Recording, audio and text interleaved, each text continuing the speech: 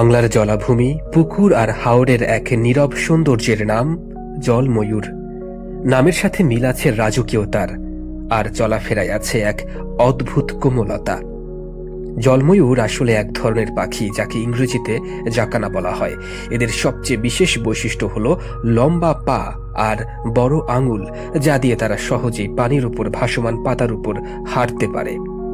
দেখতে যেন মনে হয় পানির উপর হেঁটে বেড়াচ্ছে একটা ছোট্ট রাজকুমার। এদের এই বিশেষ বৈশিষ্ট্যের জন্যই অনেকেই বলে লিলি ট্রটার। জলময়ূরের আরেকটি মজার দিক হলো এদের পরিবার ব্যবস্থা। এখানে মায়ের ভূমিকা একটু ভিন্ন।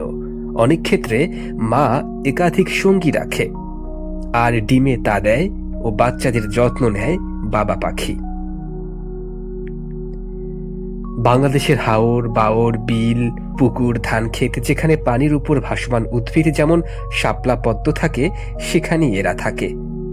এদের প্রধান খাবার ছোট্ট পোকামাকড়, কীটপতঙ্গ, শামুক, জলজ প্রাণী। এদের পায়ের আঙুল খুব লম্বা ও ছড়ানো, যার ফলে শরীরের ওজন পাতার উপর সমানভাবে পড়ে, তাই ডুবে যায় না। ভাসমান পাতার উপর খুব হালকা বাসা বানায়।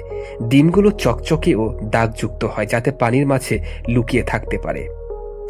জলময়ূর ছোট্ট এক পাখি, কিন্তু তার গল্পটা বিশাল। প্রকৃতির মাঝে লুকিয়ে থাকা এই সৌন্দর্যগুলোই আমাদের পৃথিবীকে করে তোলে আরো অনন্য।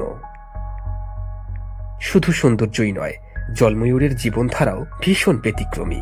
এখানে মা নয়, বরং বাবাই ডিমে তা দেয় এবং বাচ্চাদের লালন পালন করে। প্রকৃতির এই উল্টো নিয়ম যেন আমাদের নতুন করে ভাবতে শেখায়।